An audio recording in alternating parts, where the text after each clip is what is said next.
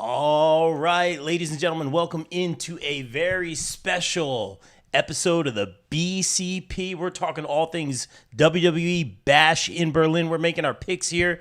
And I'm not going to lie, guys, we're here with the A team. No disrespect to anybody else, but this is a good team. We were talking off air. The energy's really high right now. I'm very excited for this one. Short card here, but it should be a good one going on this weekend, Saturday, early in the afternoon over here on the East Coast. Guys, please welcome back to the show. Let's see, you know him as lay editor-in-chief of thepopbreak.com, a BCP OG, one of my good friends, hashtag Dad Instincts, Mr. Bill Bodkin. Bill, what's up, man? Looking handsome. What's up? Let's put on the lederhosen. Let's talk a little bit about German wrestling. I can't believe we're doing a WXW retrospective. This is going to be phenomenal. Can't wait to chop it up with you guys. Oh, we're talking WWE. Never mind. Close enough. I got on the wrong podcast, guys. I'm sorry. I'm used to that. That's fine. Not the first time that's happened. All right, Bill, thank you for being here, man. No, we really appreciate it, man. And it's so good seeing your smiling face. For you robust son of a bitch, I'll do whatever it takes. Yes, robust. That's right. That's the word of the day. And guys, please welcome back to the show. Let's see, you know her from the popbreak.com, socially distanced podcast, and of course here on the BCP, Miss Amanda Rivas. Best Ahsoka cosplay in the biz. What's up, Amanda? How are you? Oh, thank you. I'm good. I'm happy. I'm like, anytime, with wrestling, I'm here. I'm here to chat. I'm here to chat with some of the best in the land. And it's just making my night. And I'm here for it. Thank you for having me. Yeah, no, it's good. It's so good seeing your smiling faces, man. Especially like life's been crazy and so crazy the past couple months, and I'm already feeling the good energy. It's just like a ton of fun here. And guys, weighing in the chat, we want to know your picks for this as well. But first, we got to bring back, and I'm going to say it, man. He's becoming kind of a fixture here on the BCP, an A-plus player here on the BCP. You know him from the No Gimmicks podcast. Our good friend and BCP Plus contributor, Mr. Kelvin Gately, looking handsome as ever. What up, man? How are you, bro? Das Boot and Das Wrestling. Let's talk it. The ace of Arlington coverage, man. Look at him. Hey, I like that. I'm writing that down, Bill. Thank you. As you can. Also, Das Boot, hell of a movie. Yes. That ending, if you know, you know. You guys if are bringing, you know. You guys are bringing the jokes out early. It's like every bowling frame I have. 999. It's like we say that, but if you know the ending to that movie, it's not a joke at all. Oh, well. No. Nope. Oh boy. I digress. Let's get into it, guys. Let us know in the chat who you got. Again, we were talking off air, a little bit of a short card. Maybe they're kind of going for that. We talked about it in the past, that NXT takeover kind of pacing, really make the matches count and the moments count. So we'll see if they can pull it off here. Interesting card. Let's go with the Terror Twins taking on some of the Judgment Day, Dominic Mysterio and Liv Morgan. This has been a lot of fun. You kind of get that love triangle, romance, drama, the soap operas that we love. It's been a lot of fun, but now that everything's kind of come to a head here, and we talked about it on the SummerSlam podcast, like how was Dom going to keep his heat if he went this way? Who was really doing what with Liv? I thought Finn Balor could have played a major factor, and we saw it all come together. Now it's all played out. But like we always say here on the BCP, what's next? All right. So now we have the match. Now, do we think that Rhea and Damian Priest are going to win here, and just like that, it's going to be over? Are we going to have more drama? Are we going to have more soap opera? Kelvin, I'll throw it to you first. What do you got? You usually got a pretty good read on these things. So going back to SummerSlam and how Dom ended up turning, and we saw the new formation of the Judgment Day, I think here's where you solidify it, right? Because they have been on a run. They seem to gel real nicely, and I think they need to come out of this with the win. The Terror Twins, they're good enough by themselves as single stars that they could probably take a loss and try to figure out their own path after this. And I think that's sort of where we're going. But we've seen the establishment of a new Judgment Day, and I think that's where you go with it. You have them come out on top, have the Terror Twins sort of try to figure this out, or come back to it. There's enough meat on this for you. You can come back to this story, find them sort of chasing to get their revenge, and continue to build on that. It's only going to solidify the Judgment Day and the Terror Twins as stars in this overall story. But great story so far. I think you said it perfectly. Everyone take a sip because I'm going to copy and paste right out of the gate. Kelvin, you said it perfectly. Cheers, everyone. So good seeing your smiling faces. I think you can't have them win because you need to kind of drag it out. How? I'm not exactly sure how you keep it organic and keep the interest besides the story of like how will they get revenge, but I guess that's kind of the fun of it. So we'll see what happens. Maybe we get more matches, more combos of the Judgment Day, maybe more stipulation matches, but take me for a ride here. I'm very interested in this. Let's see if we can keep it hot.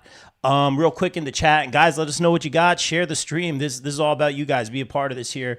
Dan Lehman, who does the music for ISPW, does a great job. Shout out Dan. Twins over Dom and Liv.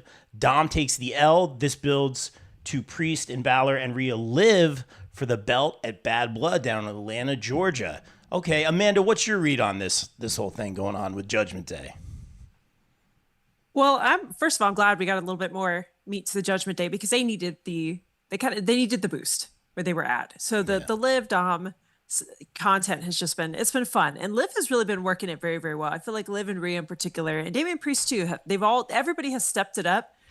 But the ladies, I mean, Rhea and Liv, they are just incredible in this. And I mean, other than the bloodline, this is the storyline that people are following. So they're going to do what they can to keep it going. To me, I mean, it's the numbers game. I mean, Judgment Day to me is going to come out and cost the Terror Twins the win. They're gonna get involved. That's just going to be the norm. I liked Calvin's idea of course, how to keep the story going in terms of even doing the revenge part of it. I feel like this could be a situation where maybe Rhea and Damian start recruiting some help. Maybe we see Jey Uso get involved. Like, I think you could go in a lot of different directions, but I think them taking the loss here is going to lead to them maybe building and forming their own stable at some point, or kind of have a little bit of a group battle warfare here. A little bit of Survivor Games kind of mode, if you will. So I think the Terror Twins are going to lose here. And again, Damian and Rhea can take the loss. They can. It'll build sympathy for them. And the new Judgment Day continues to gain momentum. So that's how I think it's going to go. It's going to be the Terror Twins losing because of the rest of the Judgment Day. Good stuff, Amanda. And I like the Jey Uso wrinkle in there. Pay attention to that. They were kind of teasing that with some of the social media posts and the backstage interaction. So good eye on that one. Great job. Before we throw it to Bill, and this is kind of a perfect segue, I think you'll appreciate this, Bill. Shemeka Andrews, thanks for following. Yes, make sure you subscribe on YouTube. I know it's not going to happen, but I want to see Buddy Matthews come out and kick Dom's arse. Bill, what you got on this one, man? Yeah, that would be nice, but it's definitely not going to happen, unfortunately. I'm a little rusty on my WWE calendar right now. They have not done a Hell in a Cell yet, have they? That's not happened this year. No, it's usually October. So maybe another place called Atlanta, Georgia, for a pay-per-view called Bad Blood. So what's going to happen is, if we really want to get nuts, if you want to get nuts, let's get nuts here. To quote Michael Keaton. Nice. Keaton Potatoes at AOL.com, for those who know, is obviously Terror Twins are going to lose. Why do they lose? Obviously, Amanda and Kelvin have said it. It's the numbers game. What keeps people out of the numbers game? Hell in a Cell. First ever mixed tag Hell in a Cell. And that's where you're going to go. And that's where the Terror Twins take the win. Now, how nuts does WWE get is the question with this, right? So we've seen blood come back into this. And for the most part, Hell in the Cells have been pretty sterile, antiseptic. I can see the guys bleeding. But will the ladies show some color? They've done it in AEW. And to be that guy, because that's what I am, WWE has copied and pasted a couple AEW templates and formats over the past. So why not? Why not do that? Why not get audacious with it? And I think that's where you have to go with it, because that's the only way you end this. Because Riv, I combined a lot of podcasting tonight here. Rhea and Liv here. The Terror Twins are going to go for separate titles. They're going to go their own way. They will be a unit, but they're going to go on their way. They will move on from Judgment Day eventually, and that's the only way you can end it. Very well said, Bill, as always. Yeah, great stuff here, guys. And guys, again, in the chat, let us know who you got. Let's go to... I really want to get Gunther. Should we save that for the end? Let's talk about Punk versus Drew McIntyre in a strap match. They kind of telegraphed that they were going this way with the strap match. I got to shout out our boy GKM, a.k.a. WWE Security, getting beat up by Punk. Good job in the ring there, GKM. You'll get him next time, bud, but so good to see you. And guys, follow our buddy GKM over on socials. I think it's at LL Cool GKM. I love it. Good job in the ring. Real quick, let me know if you guys are getting feedback, if you guys having any tech issues in the chat real quick, the new setup here.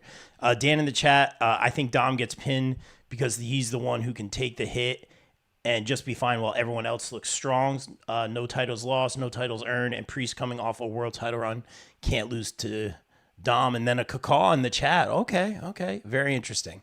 But CM Punk versus Drew McIntyre. Bill, I'm going to throw it back to you, man. You and me, we've been critical of Punk, man.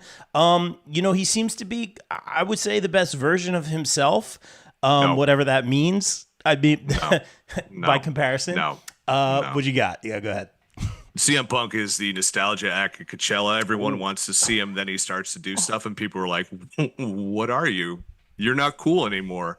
CM Punk is deader than dead. That's to me. He is not anything. What is he a punk against? What is he rebelling against? He's here to make money, not friends. No one who's punk rock is there to make money. They're there to fight for a cause, and he's got no cause to fight for. He's fighting for a goddamn Taylor Swift friendship bracelet. That's embarrassing. Embarrassing. This is a guy who I cried when he came back, and he's fighting over a fucking friendship bracelet? Is that cinema? Because if it is, I'm leaving the movie theater because that's embarrassing. The fact that this guy is a babyface and keeps jumping Drew McIntyre, who is at this point is Sting level, and Amanda and I are big Sting fans, but Sting was always a bit of a dum-dum, right? He always trusted the wrong people. He always got jumped from behind. How does Drew McIntyre not see it coming? And how are people cheering for CM Punk, who keeps jumping Drew McIntyre? Also, let's face it, CM Punk in the ring does not have his fastball anymore. He barely even has a curveball anymore. Ooh. He is not got much left, guys. And he's going to go into this strap match, and it is going to be a pedestrian and pedantic affair. It is going to be just a sheer shadow of what he did with MJF with the dog collar match. Drew McIntyre deserves better than this. I think Drew McIntyre should be a champion. He should be feuding with anybody but CM Punk, but they're going to keep this going.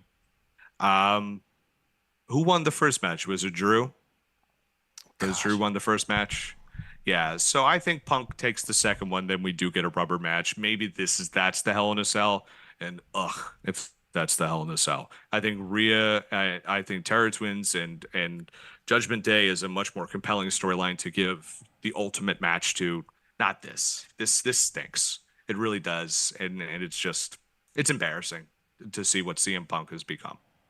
Okay, and Bill, I'll give you this, man. Certainly, I've been critical as well, but that being disregarded here, I can make a case for Punk being the heel in this scenario. We've talked about it in the past on this show with everything he's doing to kind of troll Drew McIntyre. So that's very interesting take, Bill. And you say he kind of lost his fastball. I think you worded that kind of perfectly. That's an interesting point. Looks great. Phenomenal shape, unfortunately injury prone.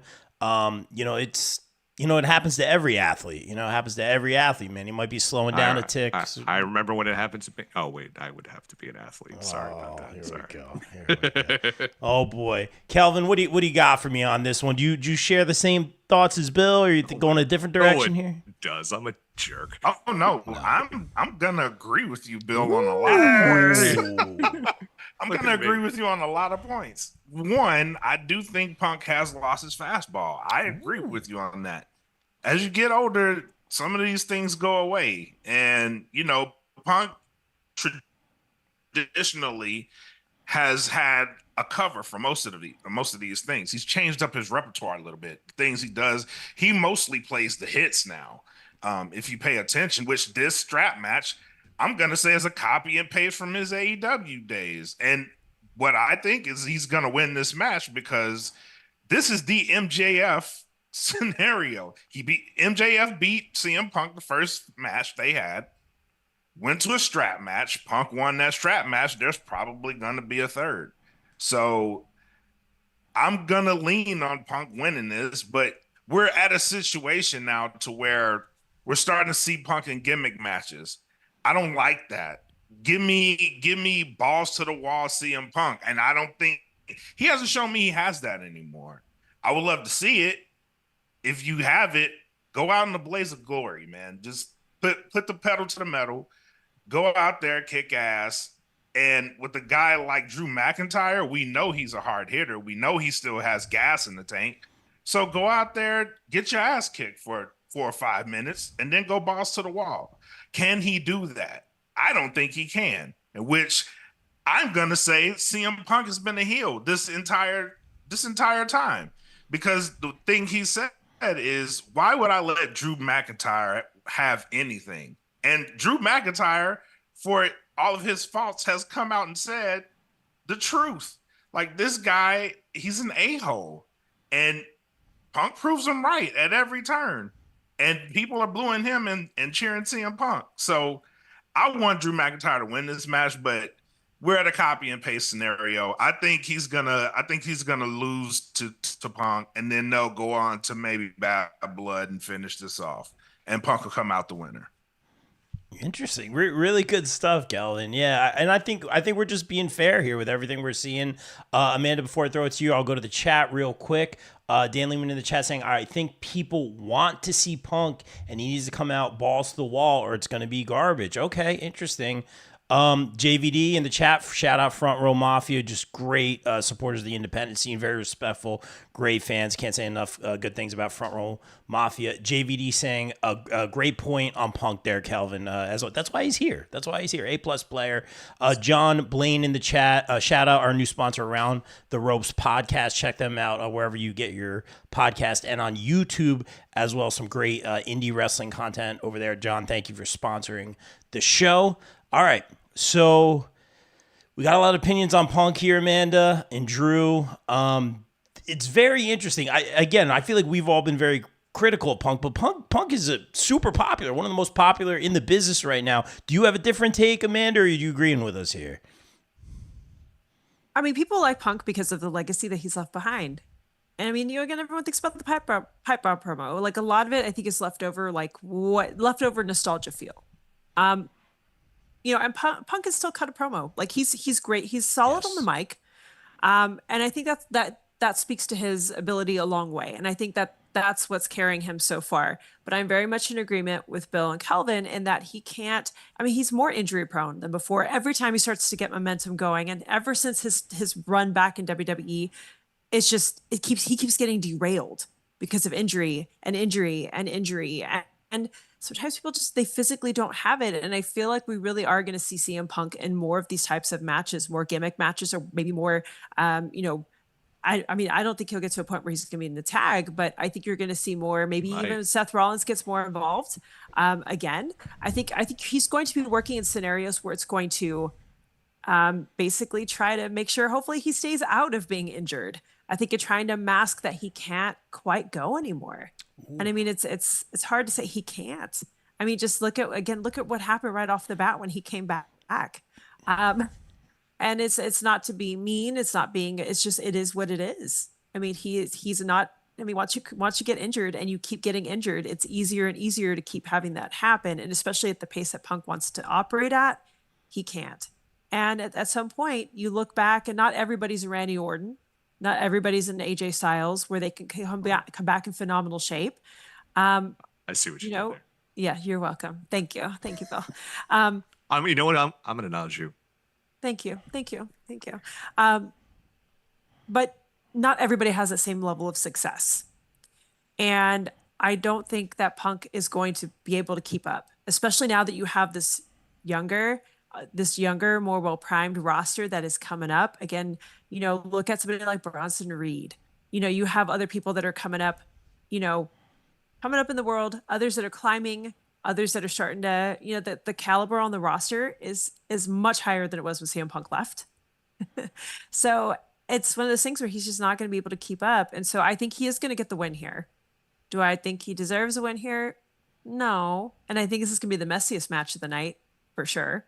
But again, that hides CM Punk's shortcomings. Let it be a brawl. That's what it's going to be. Let these two duke it out. Drew's going to carry this match. Drew's going to do it. Obviously, he's carried it so far. He's had the skill. He's got the ability. I mean, Drew is in the prime of his career at this point. Peak. He is peak McIntyre right now. Peak looks, move sets, promo skills, social media. He's killing it across the board. So for right now, he's probably the only person who can carry CM Punk. The only other person I would think that could have done it is Seth Rollins. But again, he's in and out right now. It's a safe way to keep Punk out of the title picture, because if you put Punk in the title picture, he's not gonna be able to go with Cody. Cody's gonna have to carry the work. Same with Gunther. They're gonna have to carry him. And then it's just his soul might leave his body if he wrestled Gunther. Yeah. So so I want to clarify one thing. I said when I say lost his fastball, I wasn't talking about in ring. I'm talking about on the mic. Really? I think I have seen Okay. he did that. So case in point, he had that Seth Rollins, that promo with Rollins, him and McIntyre. He was sitting there waiting for the crowd to chant, and they didn't chant. Since he's come back, and I don't watch every week, so fully admit that. But I watch his clips. I try and keep up with it. I feel like that Punk, that fire that was there, which was the rebel, the Punk, I don't feel like that fire's there anymore. I feel like, again, when I say he's a nostalgic at Coachella, he's coming out and just saying the things he thinks the audience wants to hear without a real soul to it. And that's always been what sold him.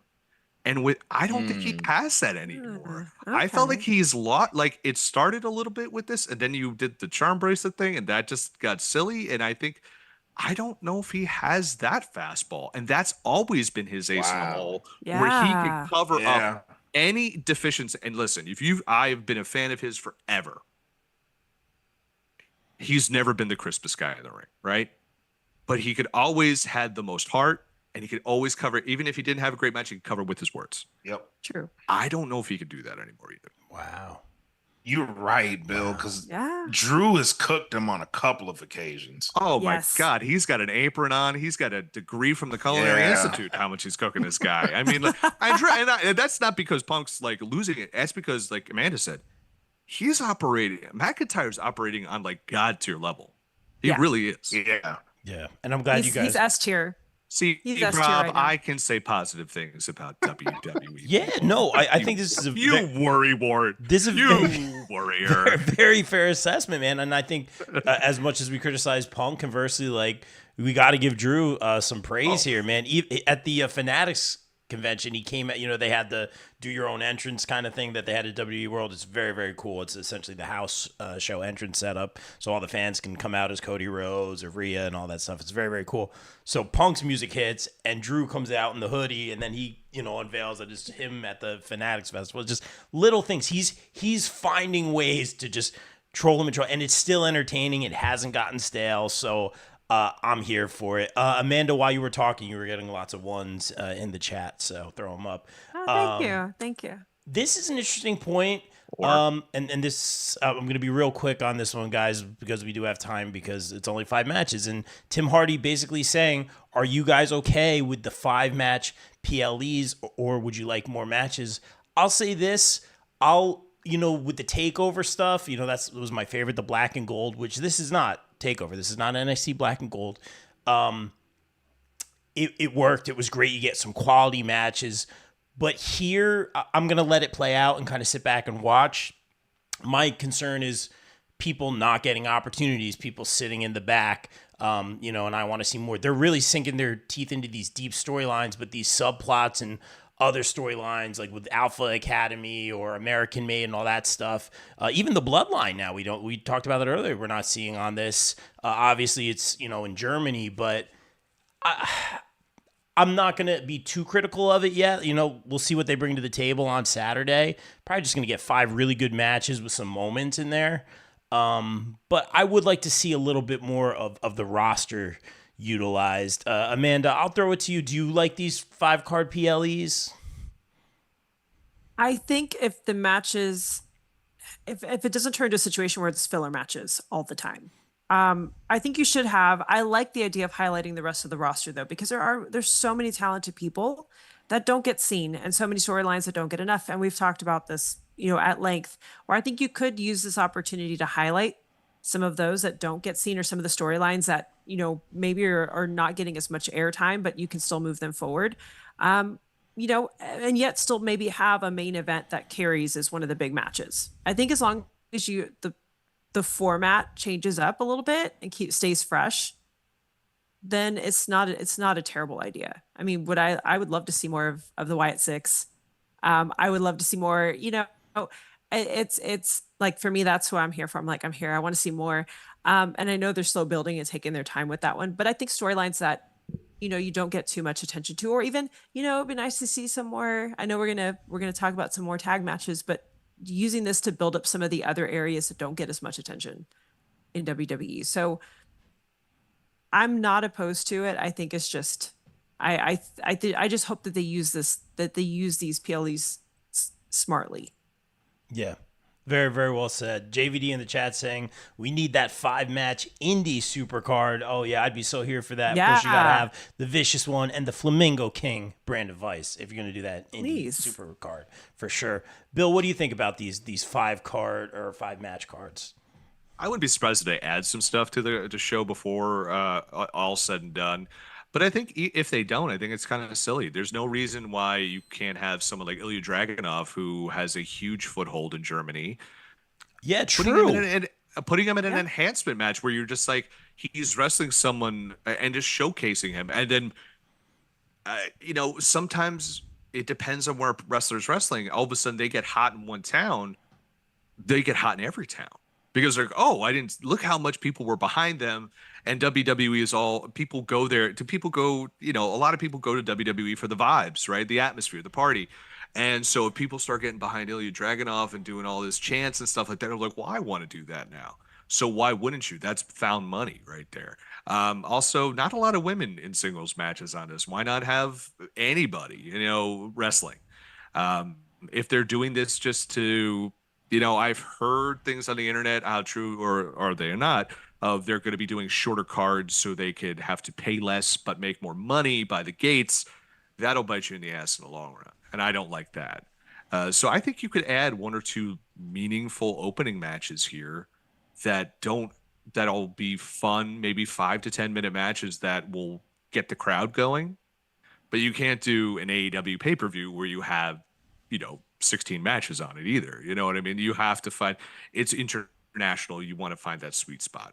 And especially your American audience is watching this middle of the afternoon on Labor Day, so you don't want to go 5 hours, 6 hours, So True. I'll be right back. I have to go put some of it better. I'll be right back. No, good stuff, man. Really well said, Bill. Tyler, I see your comment in the chats. I'll get to that next. I want to throw it to Kelvin. What do you think about these 5-match cards, bro? I'm gonna side on the business sense here. And this is just my preference. So like for the AEW All In, right? They had damn near 20 matches on the card. I was okay with this because I paid $50 for the pay-per-view. So if I'm gonna pay for it, like by all means, give me all that I can handle. If I'm subscribed to Peacock and it's like $9.99, if you want to give me 5 matches, give me 5 matches. That's fine. If there's a story behind all 5 matches, and it seems like WWE is moving more towards this, let's make everybody important type of thing. If that's what you're going to start out with and build up gradually to where there's a big card with every match meaning something on the card, I will be more inclined to be patient with you. Because if that's what you're giving me and we're building up from here and all these 5 matches on this card have some kind of ramification to it. So if that's where we're going to start off with and build up to like a WrestleMania where every single match on the card means something to me and I have a reason to tune in. I don't have a reason to walk off and go get something to drink or go to the bathroom. I want to stay locked in for this entire show. Okay, I'll be patient with you. Work there, get me there, and bring me on the roller coaster with you, please. But for now, if that's what they're gonna do, I'm more inclined to be patient with it. But if it's something to where like I actually shelled out money, dude, give me all the matches I can handle. Yeah, very, very well said. Is that the Iron? Not to give it. I'm just looking at your background. Is that the Iron Man Infinity Gauntlet behind you? What is that, Kelvin? Oh yes, it is. Don't snap, bro. It's awesome. Don't snap. I love it. I just pop for that, man. That's awesome. But very, very, very, very good point there, Calvin. Yeah, looking at it from kind of like the business sense. So real quick, Tyler, I did want to get to your comment, and we'll keep it moving. We'll get to the next match, but Tyler's saying, and this again, I always say it's flavors of ice cream. I feel like you guys are being a little rough on Punk here. The writing has been bad. Yes, the feud over a bracelet is awful, but Punk versus Drew at SummerSlam was good. It wasn't like Drew had to carry Punk. That didn't happen. The good stuff is being saved for the Cell match. The feud will end there. I do agree that the promos haven't been good, but I think both guys have been awful on the mic for weeks now. Again, the storyline has gone in such a dumb direction. Yeah, there's such a thing of too much. For sure, man. And I'm famously been critical of Punk. I think it's fair to say, Bill, you have as well. Definitely an emotional investment. And yeah, it's flavors of ice cream, man. But I think that's a very fair assessment. Punk, very, very popular. I'm sure one of the top merch sellers as well, for sure. Let's go to the Women's Tag Team Championship match. I am very interested on what you guys think about this one. The Unholy Union taking on the team of Bianca Belair and Jade Cargill, former WWE Women's Champions. It's interesting that they lost it. I shouldn't say interesting. It's just it surprised me that they lost it in the first place. I've been wanting to see Jade versus Bianca since they had that showdown move for move in the Royal Rumble. So it's interesting to see how this is all going to play out because now they're going for the titles again against the Unholy Union. It feels like a little bit of a disconnect for me, almost maybe like a reset, like maybe they're trying to do something and they're not. I'm not. This one's not as linear for me. I feel. Let me know in the chat how you guys feel about this. Kelvin, help me out here. I'm literally scratching my head. What do you got? Oh, I think you're muted. Hold on. Yep, I am. Sorry. There's a handsome voice. So if by the end of this match, one of these two ladies aren't turning on the other one, I'm going to be upset.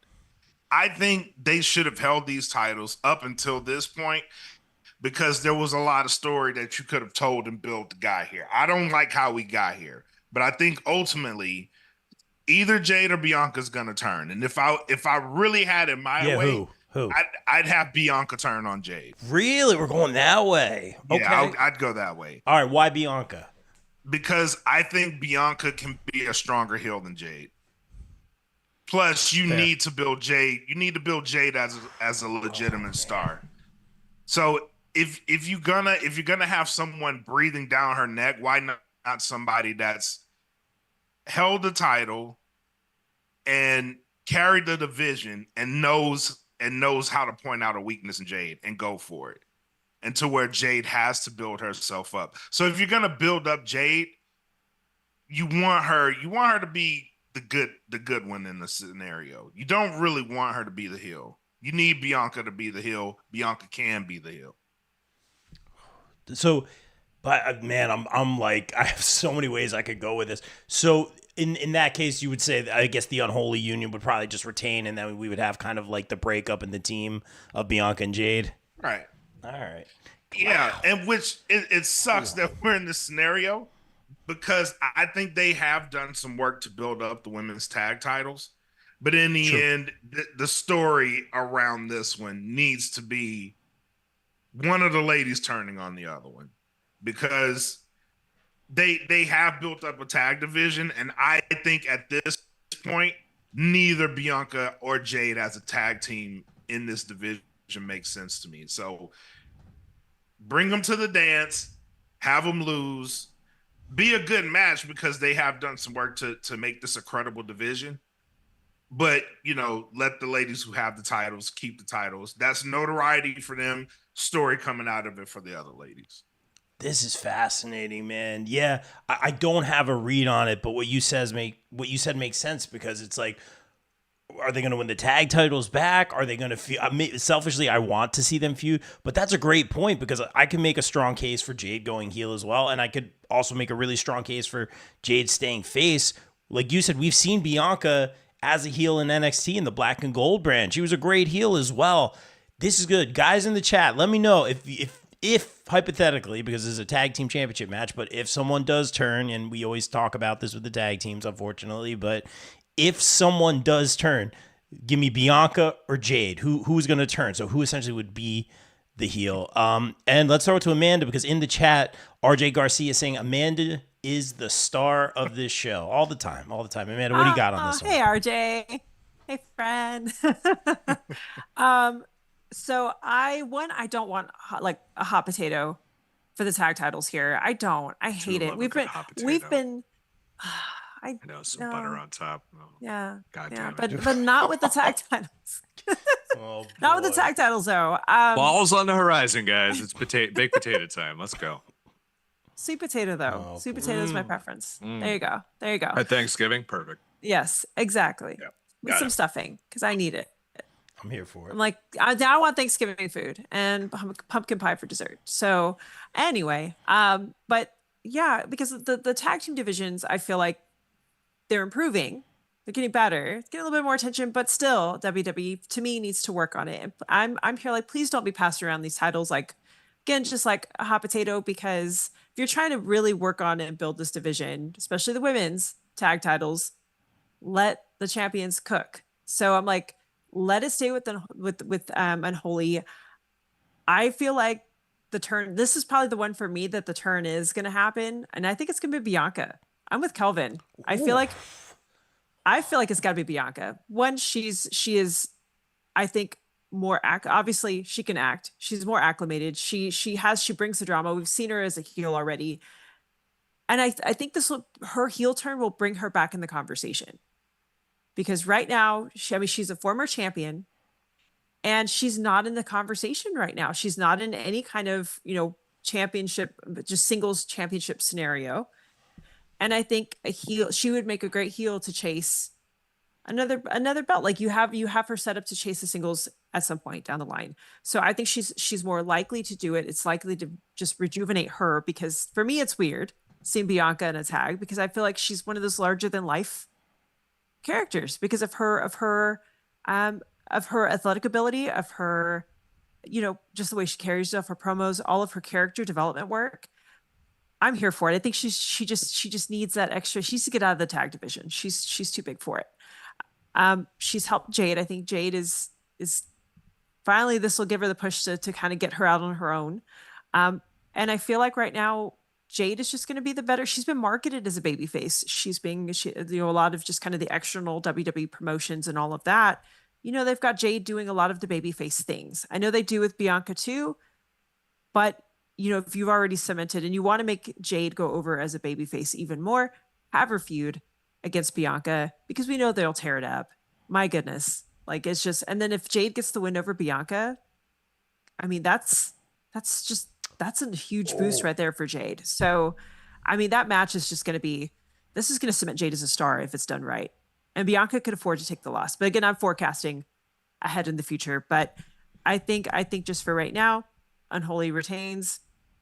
Let him cook. Let a tag team do its magic with the women's tag titles. Please stop hot potato, and let's get Bianca and Jade feuding, because I'm here for it. And I'm here for heel Bianca. She's going to be incredible, and I'm just let her cook. Let the heels shine, and I'm ready for it. Very, very well said. You guys got my wheels turning over here. Okay, so this is what I got, because you said it perfectly, Amanda. First, it's like Bianca, I think this year, so Rhea was number one in the PWI women's 250. It was Rhea, and I think the year before, the women's, what was it, PWI 100? I think it was 100 or 150 at that point in time. Mm-hmm. I think that was Bianca, or the year before, I think it was Bianca on that one. Yeah. But she was undoubtedly the top women's wrestler in the world, winning all the championships, long range, just incredible. And we knew she would be amazing. But you bring up a great point. Like, what is there? And I'm currently dating 185, just putting that out there, but not sleeping on the couch tonight. We don't have a couch. Joke's on me. So, but we have Bianca. She's a great heel. She's done it all. But you bring up a great point, Amanda. You said Jade could beat Bianca, and I didn't even think about that because that elevates Jade. I could easily see Jade be the heel here because we've seen it before. But she also always like kind of, I mean, it's her family, but always brought out the kid, you know, like her daughter, like, and now I see her being super babyface and doing that whole thing again.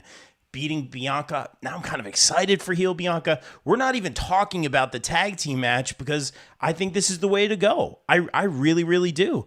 So Bill, so I'm going to say that Unholy Union retained for that reason. Yeah. Maybe this is half a match. Maybe it doesn't even play out. Maybe they lose the match. They just don't have that chemistry anymore. And then, you know, people get in their feelings. We'll see what happens. Bill, before I throw this to you, this is my favorite comment we've ever gotten. Tim Hardy in the chat saying, I like the gray hair guy. He has awesome hair. LOL. Bill, what do you got, gray hair guy? It's true. I do have great hair. It was my saving grace when I used to be super fat. And I thank George Clooney for making gray hair cool. So thanks, bud. Worst Batman. Listen. Respect on his goddamn name, Rob. I can't for Batman. I'll give me still worst Batman ever. I'll give me I'm with Rob. Yeah, I mean he's a good Bruce Wayne. Yeah. But listen, let's that's neither here nor there. Go listen to Batman by the Numbers over on thepopbreak.com, and we get a lot of cool stuff there. Rank Batman. I'm gonna disagree with everybody in regards to the turn. So if this was old WWE, if this was Vince McMahon, Bianca and Jade would win, and they'd, you know, run for 7 months, you know, being best friends. You know, we saw it with Nikki Cross and Alexa Bliss. We saw it with Team Hell No, all this stuff. That's not where we are right now. I can't buy Jade Cargill as a face because she is too good as a heel. In AEW, she still brought her kid out, but she was the cool heel. She exuded confidence. She had the baddies with her. She just, everything about that presentation was perfect. You want her to get over? Have her destroy Bianca Belair. Put her on the shelf for months. When does Bianca come back? Royal Rumble, huge pop. Jade goes on a run. Bianca comes out, tosses her out, goes right out with her. She doesn't want the title. She wants blood, and she wants Jade's blood. And that's I think where you get the chase there, because I think Bianca does need to step away for a minute. I think she's someone who's just, you know, they just need a little time away, and I think that would be a great way to build Jade up. She's a heel. She's got that confidence. She's got that swagger, and I can't see. I know we're doing this with Liv and Rhea, and so I think it would be like a copy and paste of that, like a much smaller heel and a much more imposing babyface. Like, I can't see her being bullied by or beaten up or jumped by Bianca. I know Bianca's the toughest, the smartest, the strongest, but Jade's the tallest. And she's got the range. She's got that killing distance. You know what I mean? I think that's where she works best. That's her wheelhouse. She knows how to be bad. And by doing that, eventually she becomes cool. And eventually she becomes a face. That's the Rhea Ripley effect. Rhea Ripley was a great heel that became a cool face. That's what you have to do with Jade. You can't make Jade. I don't buy Jade as a sympathetic babyface getting the crap kicked unless Bianca has a whole stable of people. But even then, I don't buy it. I think it has to be Jade being the heel. And then Bianca, she doesn't beat Bianca. She beats the brakes off of Bianca. And she does it fast and puts her out. That's how you do it, I think. And then you could have what they did in AEW, and which is fine. You could still, stuff works. You build that group around her. Okay, Bianca's not the strongest. If you don't think she's the strongest talker, put someone who is. Put Naomi with her. Put this person with her. Put that person with her. Have her whole entourage, and then Bianca's got to run through them to get Jade. And then you could take that all the way to WrestleMania.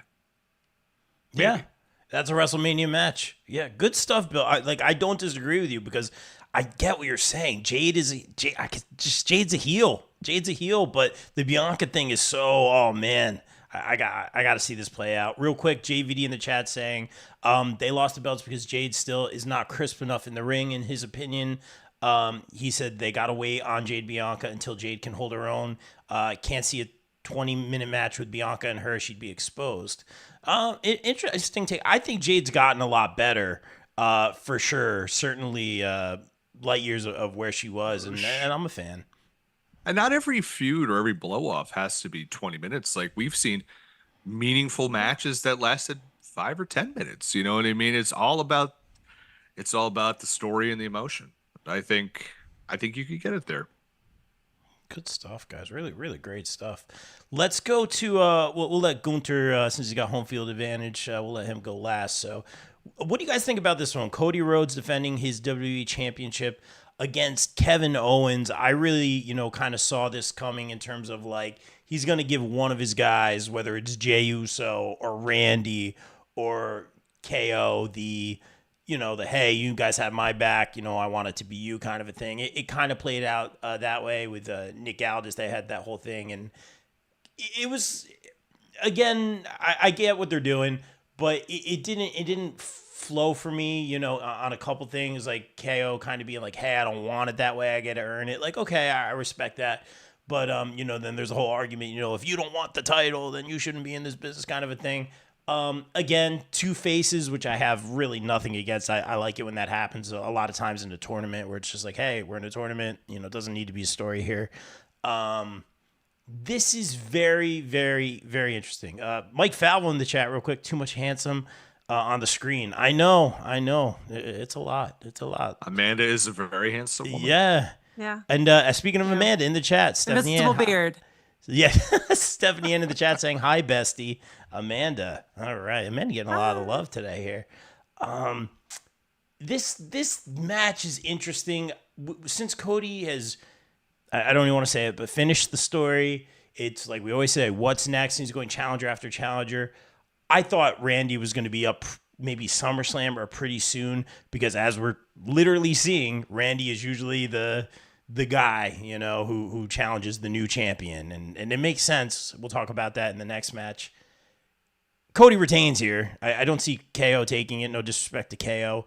But we're talking about Bianca and Jade turning. Are we getting cute with KO here? Are these guys just going to have a great match and shake hands? Bill, what do you got for me? Yeah, I mean, what disappoints me about this match is that like this is not taking place somewhere else, and they're not going to bleed like 10 gallons of blood all over the place, fight all over the arena, someone's falling off the roof. You know what I mean? Like these two guys, it's the kind of they will go to the extreme, and I don't think we're going to see that here. I don't think this. Now, there's the whole thing where Kevin Owens hasn't re-signed his contract. He's got a few months left. Go to AEW. Hey, we'll trade you the Lucha Brothers and Ricky Garcia and Ricky Starks. We'll take Kevin Owens. Like Kevin Steen. I do that trade. And AEW for me, just for me. I don't give a shit about anyone else. For me, would be Christmas Day for me because I love Kevin Owens. I always have. I remember seeing one of his first matches in America when he was in Rawway. For Jersey All Pro. It was great. But anyway, regardless of my feelings, is that I think they could go a little further with this, where Kevin Owens, that heel side, flares back up, because even when he's a baby, Kevin Owens, again, this is Rob's least favorite thing. He's not really a baby face. He's just Kevin Owens. Like he's just fighting for who he likes. I like it. Well, yeah, when Bryan Danielson did it that one time, here we go. And I was just here like, I hate it. And I was just like, Michael Robert, buddy, Sugar Bear, we got to just calm down, buddy. But I think they're gonna beat the shit out of each other, and I'm here for it. Like I probably will forget this pay-per-view is on Saturday because I forget everything, but I will hunt this match down because I think these guys are gonna tear it up. This is going to be a great match. Cody's obviously going to retain here, but I don't think it's one and done. I mean, it probably will be because I just said that, but like I shouldn't be because there's a lot of juice to squeeze on this. And like Rob, like you said, like kind of came out of left field, but sometimes when they come out of left field, that leaves for more open-ended storytelling. Okay, well, he didn't happen here. Hey, I allowed you to have this shot. You took this cheap shot at me. Hey, man, you told me I wanted to win this if I'm not in it to win the title, what am I doing here? And then they're like, well, fuck you, fuck you. And then, we'll have a brawl, in Atlanta. And knowing Cody Rhodes from Georgia, he wouldn't mind having a bloody mess in Georgia. So I'm just predicting every wrestling card to have a lot of blood on it. It never happens, but that's what I would like. So yeah, Kevin Owens, Cody Rhodes going to be match of the night, and Cody's going to retain. Well, first of all, Vicky's the only one who gets called me Sugar Bear, and also I'll say this. Incorrect, my friend. Incorrect. I'll say this. I think I know. But I say it in a nice, normal way. She says it in a different tone, in a different right. context. All right. These are things that happen. It's the BCP After Dark. I don't want to be on that podcast. No, it's a I work. don't ever need to be on that podcast. Please don't ever invite whole me on that relationship. podcast. It's a work. It's a work. Riding coattails. Yeah. It's there's work being done. I think I know what's gonna happen. I think I know what's gonna happen in this match as I turn bright red. I think I got it figured out. I do not want to see a series of KO and Cody matches, though. All right, Amanda, what do you got for me on do you this also hate puppies and Christmas and like beautiful barbecue? Like, I why love would you not want barbecue to and watch? puppies. Why would you not want to see two really good pro wrestlers beat the shit out of each other on a regular basis? I mean, this isn't what we all signed up Fair for. enough. Amanda, help me out here. I'm all over the place. I had to collect myself for a minute. That was amazing. Thank you. My night is made, y'all. My night is made. Nice.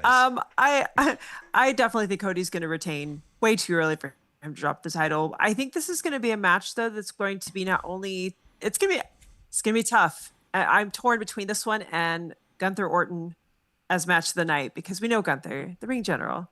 I mean, just from a technical standpoint, I think Gunther and Orton are going to be my top. But if I'm looking at like heart, storytelling, emotional, just the emotion of it all, this is going to be that match. I feel like this is going to be something that's technically beautiful in the ring, but at the same time, very emotional, very hard hitting. You're going to get a full masterpiece in the ring. So I'm excited to see these two go at it, just straight up, just from a pure wrestling standpoint, like work in the ring. I'm here for it. I feel like the teasing with KO is a lot of fun with the heel turn, but I don't think it's going to happen yet.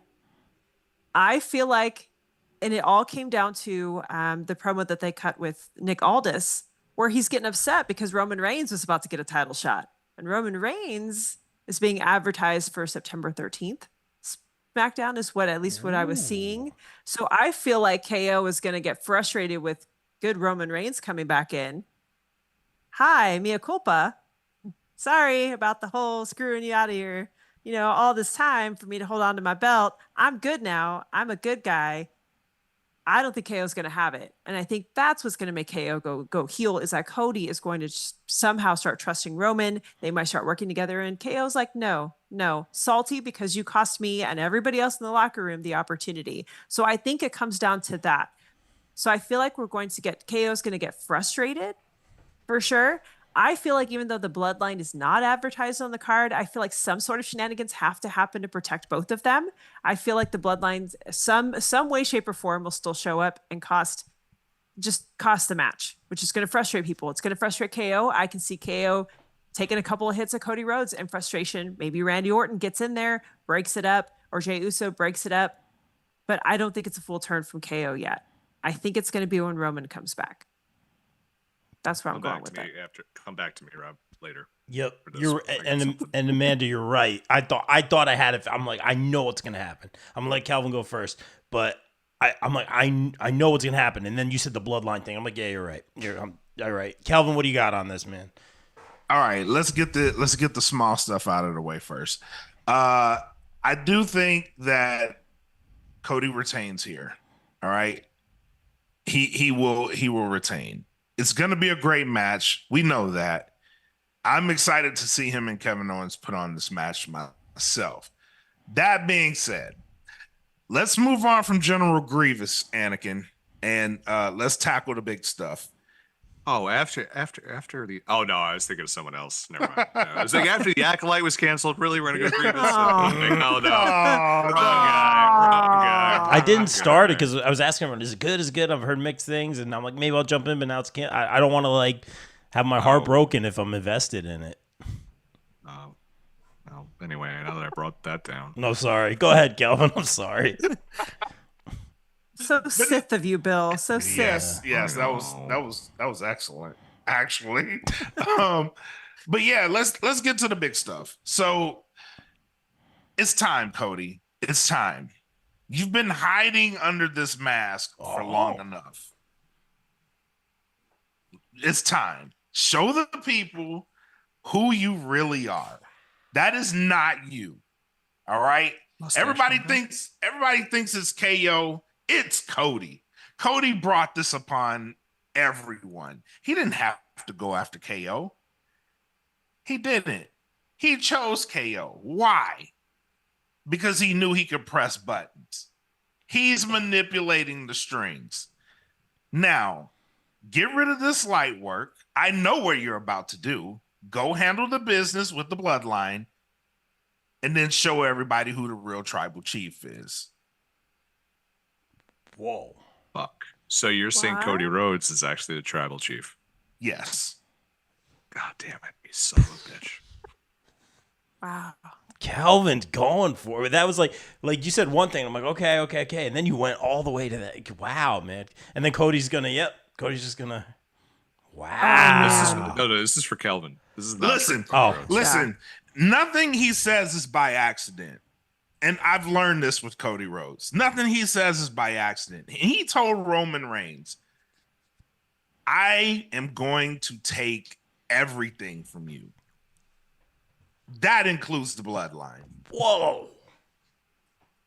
Dang, I don't even know how to respond to that, man.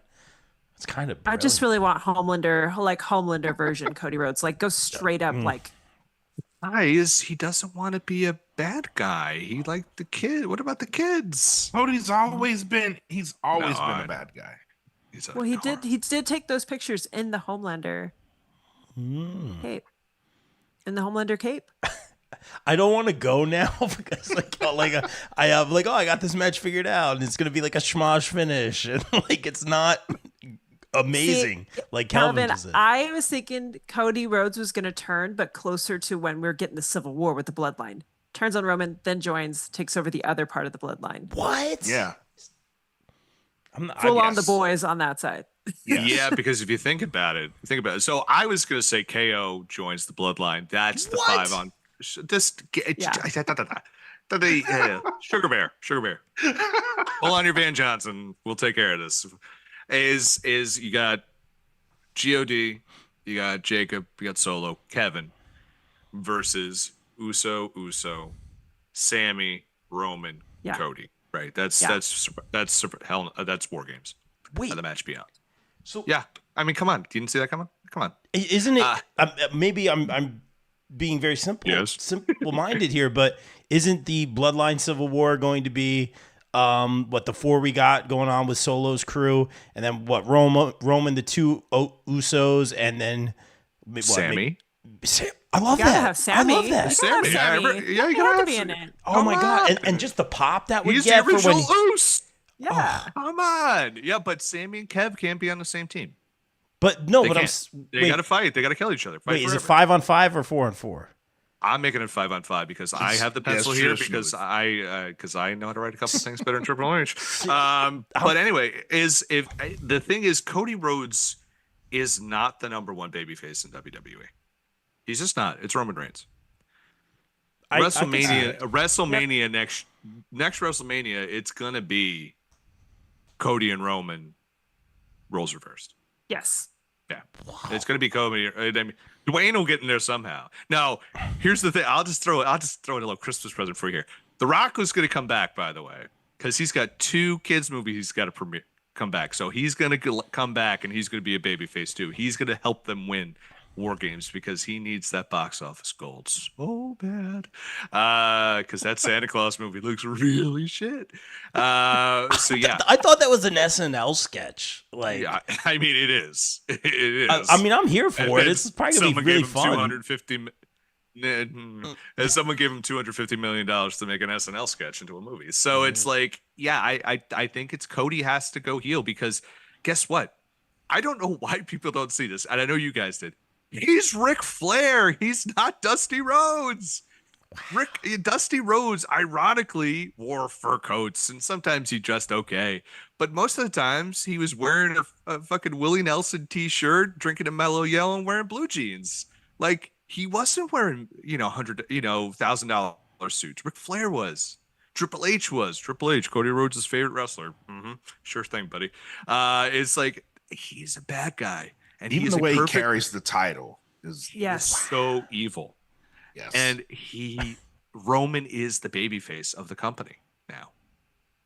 This is what they've always wanted. This is what we've been screaming about for years, and they finally did it. Wow. It's like this is too advanced class for me. This is crazy, but I get what you guys are saying. Like I agree with the Cody, like there's a lot of heel in him, and I seen that, and we kind of see it in the on the back burner a little bit. Like I totally get that. The suits and the way he speaks and like you said, the way he holds the title and a lot of the Homelander comparisons. But that being said, like I thought the Bloodline Civil War was just purely Bloodline. Sammy makes sense. We don't need to bring Cody back to it in any way. KO has fought with the Bloodline like forever. So I was just going to say this is so underwhelming now after this great conversation we just had. I think this is going to be, a ref missed the count, a ref missed something kind of a finish, and, KO had him, but then, someone missed it or something, and then Cody gets it, and he's kind of like, all right, and then it plays out. I don't think Cody Rhodes, this masterpiece is happening in Berlin for sure. Yeah. But I mean, it's going to happen because if you think about it, it's just like it has to happen. Because what are you going to do? You're going to keep Cody at bay. And Cody can't escape the bloodline. Dusty Rhodes couldn't escape the Four Horsemen. They're tied together, man, because they've put him with other people and everyone's like, we don't care. And so for him to be aligned with the bloodline, to go against Roman, and there's still your Civil War right there. You still got all that. But, I mean, that's what you want to see. Then which way does Dwayne go? Because we need to know which way.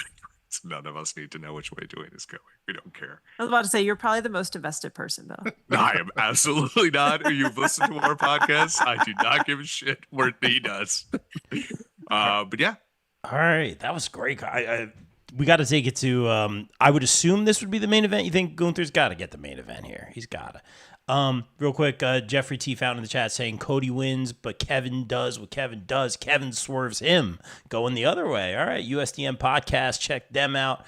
Guys, it's going to be Randy Orton, Bill's all-time favorite, versus Gunther, your world heavyweight champion.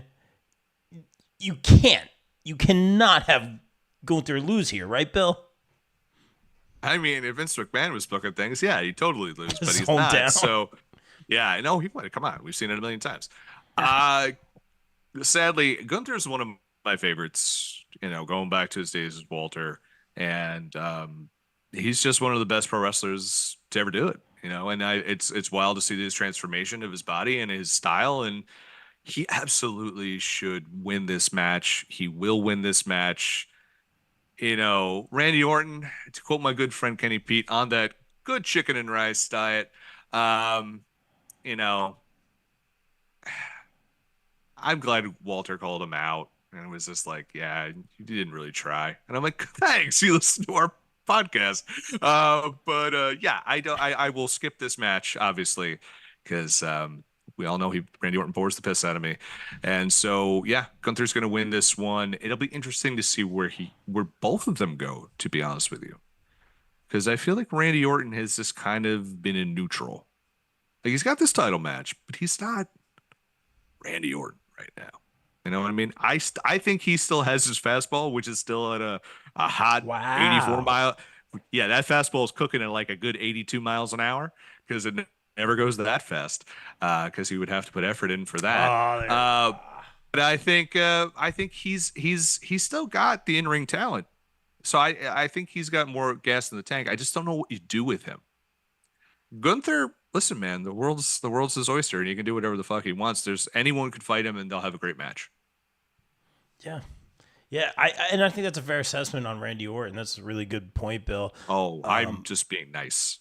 Yeah, I was gonna say it was almost a compliment. Oh, dude, he sucks, and I don't want to watch his matches ever. But I mean, at the same time, it's Gunther. Yeah. Gunther can make me look good. Yeah. Probably not. But I mean, saying if anyone could, it'd be Gunther. You were getting compliments in the chat on how good you looked, Bill. I know. All right. In my ridiculous sunburn, yeah. You look great, man. Amanda, I know you love Gunther. I know he's one of your favorites. I do. Are you excited for the Which opponent? is wild because he's tall. And this is not a tall. He's tall king.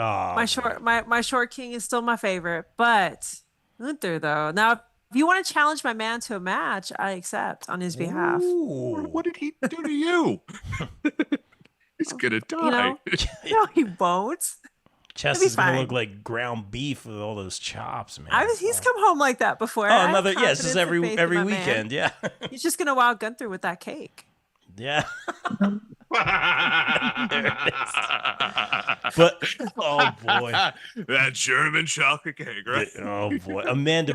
You're welcome, Brandon. You're welcome. Do you like that? Do you think Randy's a fitting opponent for your guy Gunther, or do you think Randy has a chance here? Well, I think Gunther's going to win straight up. He's the ring general. He just got the title. His build has been very meticulous over this time. It's been very slow. It's very methodical. It's like you've put all this work into building him, and to take the title off him right now would be ridiculous. It would be absolutely ridiculous for everything that they've built with him, especially in his hometown. Bill, I agree with you. I think if this were Vince days, he would take it off him, and I'd be like, no, I'd cry. But right now, the storytelling and everything that they've done with him so far has built him to this moment. So I absolutely think he retains. Now, I do like that, Randy in his promos, he's casting the shadow of doubt. He is the legend killer. He's chasing that 15 time, he's throwing those out there. I still think that Gunther will make Orton look good. I think Orton will actually have to put in effort. Unlike you, Bill, he will have to put effort in this match. I think he's going to do it. And I think this match will be very, very good. I think you're going to see a lot of technical things. I think hopefully it'll get Orton outside of his wheelhouse, and I think he'll be able to go. It'll be a good match.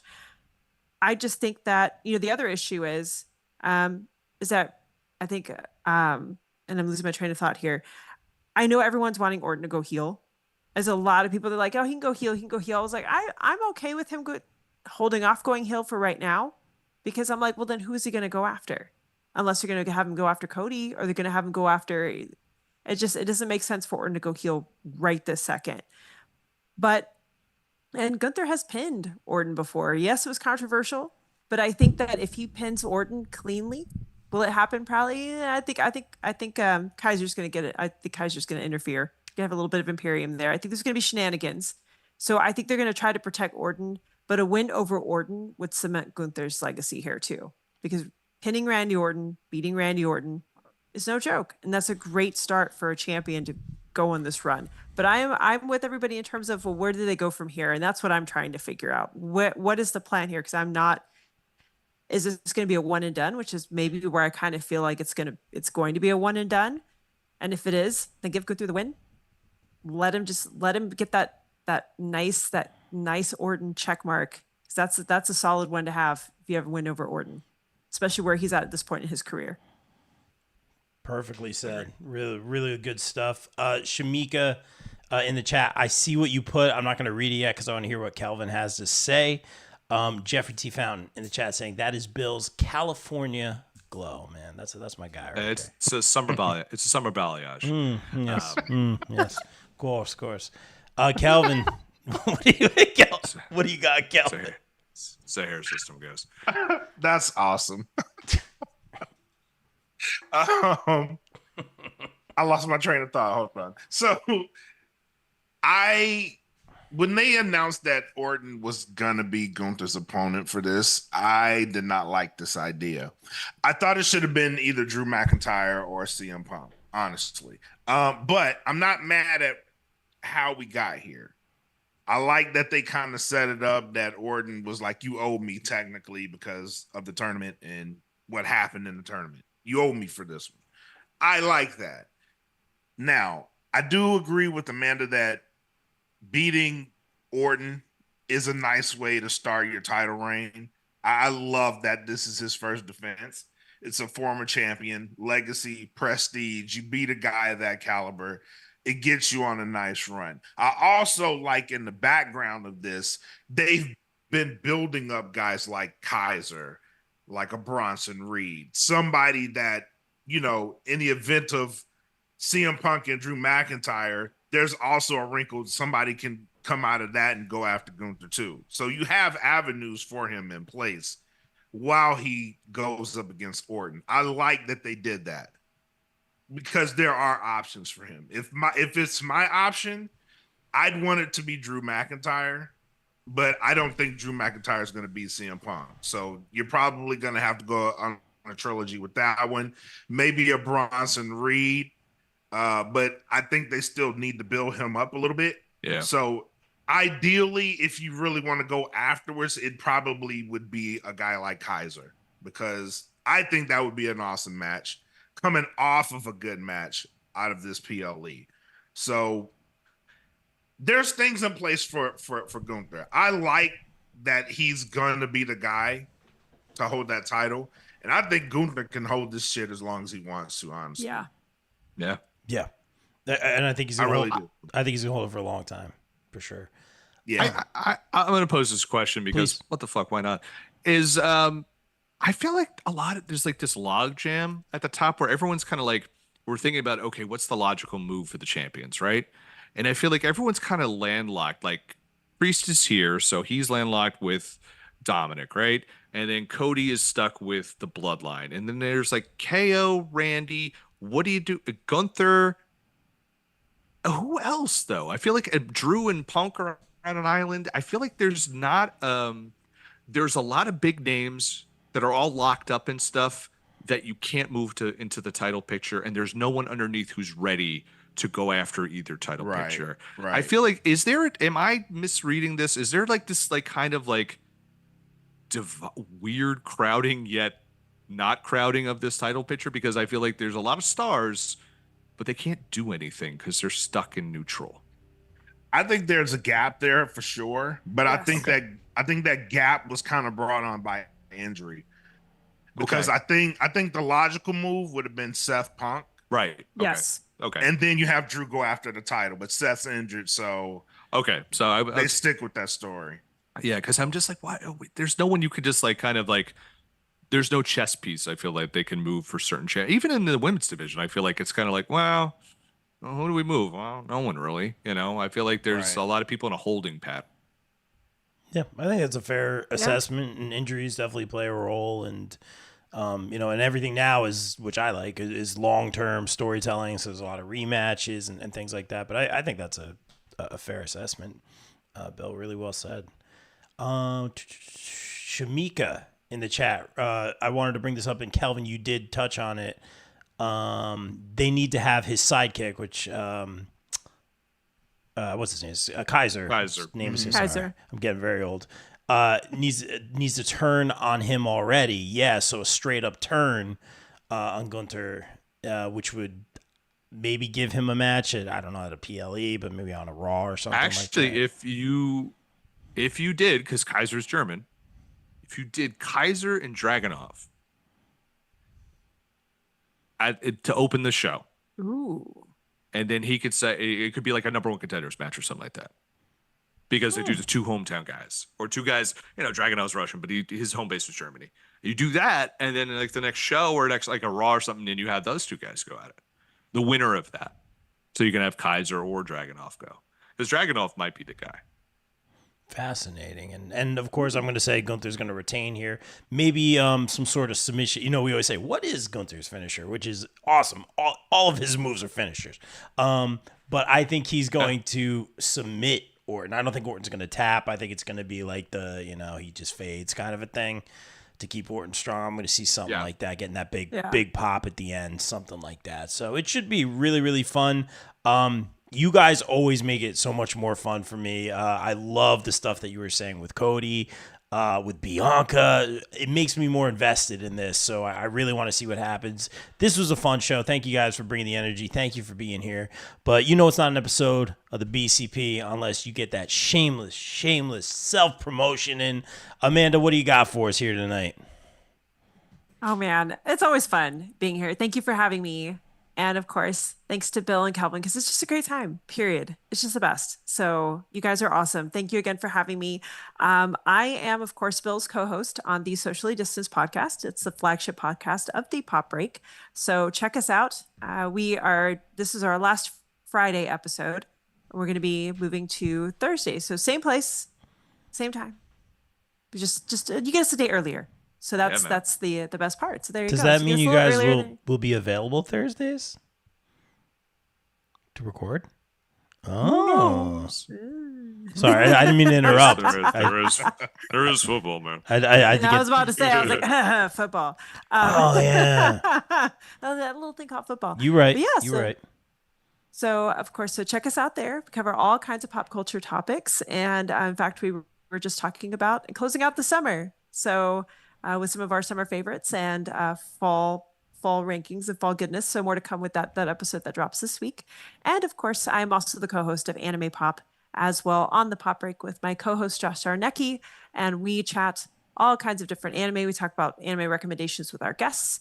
We do some news, and we talk about some happening anime for the month. Our latest episode is on The Elusive Samurai and My Dear Friend No-Katan, which I am like obsessed with. Y'all think Dear Anime is weird. This one's actually really good, you guys, I promise. And we were joined by our fantastic I can talk today, our guests, the mad scientist Eric Walker out of the Hybrid School of Wrestling. And then, of course, my significant other, also out of the Hybrid School of Wrestling, that is Brandon Weiss. So we had a fun episode. Of course, you can follow me on social media at Amandalorian on Instagram and Threads. You can follow him at Brandon Weiss Wrestling on Instagram, Facebook, and then, of course, on X. He is at Havoc1775, and I'm at Resner's Chick. And we both have a couples cosplay. It's at Brandon, so y'all can check out our random cosplay journeys and see what y'all think. So that is it for me. Again, thank you guys for having me. It was so much fun. I enjoyed it. Excellent, Amanda. Very cool. Brandalorian. That was just meant to be. Brandalorian just rolls off the tongue. Calvin, what do you got? Oh man, you can follow me on all social media platforms at BlackMack, BLAKMAKK. I am also, we just built some more stuff on our website. So go to thedfpn.com. We are launching an initiative to bring more content to our website. So that's thanks to BCP Plus, by the way. You guys have always been a help. And also the Pod Break. The Pod Break has been a wonderful partner to DFPN. So thank all of you guys. So just follow us at thedfpn.com and on all social medias at thedfpn. So it's been an awesome time, man. And thank you guys for always motivating me to want to continue to do better and build and grow. And it's awesome. Thank you. Yeah, man. No, good stuff. We love having you here, Kelvin. Great stuff as always. And Bill, what do you got for us, man? Shameless promo time. Well, if you want to find out if there is adrenaline in my soul, because holy shit, it's Cody Rhodes, you could check me out. Don't follow me on social media. That's fine. Follow the Pop Break. The Pop Break is this month is our 15-year anniversary. I started this back in 2009, and thank you for everyone, including these three who have been along for the ride so many ways. As Amanda said, every Thursday, socially distanced on all your favorite streaming platforms, you might hear Mr. Kelvin Gately talking about his New Orleans Saints on our very special football episode, which you can hear some BCP alum like Tyler, like Wayne Keener, Jeff Fountain, amongst others. So go check that out. That's going to drop on Thursday. Of course, we're going to have our NFC East group therapy session in full swing. I am also the co-host of the TV Break podcast, drops first Monday of every month. And then I am the Bill and the Bill versus the MCU podcast. We'll be talking about Luke Cage season 2. Go check that out. We also have some stuff in the can. We did all the X-Men films and Deadpool films as well. You go check that out over on the Pop Break feed. Finally, follow us on all forms of social media at the Pop Break, except for YouTube. We're at popbreak.com. So if you're a big wrestling fan, check out all our AEW videos that the good sister Kimmy Sokol filmed when she went to all those media scrums for us. So go check that out. And Robert, buddy, Yes, you robust son of a bitch. Thank you for having us on. And You know, how do we end this show again, Rob? I was literally just thinking that. I'm like, what do I say? I always say that it's been a while. It's like, you know? ba-ba, ba-da-ba-da, ba-da-ba-da, and ba-da-ba-da. You know, it's four things, man. You can take us out if you want, man. I don't remember anything. No, you can say what I don't know. I feel like you had a quip or something. It's like, be cool, be kind, make out with your significant other. Enjoy Labor Day, everybody. We out. Peace.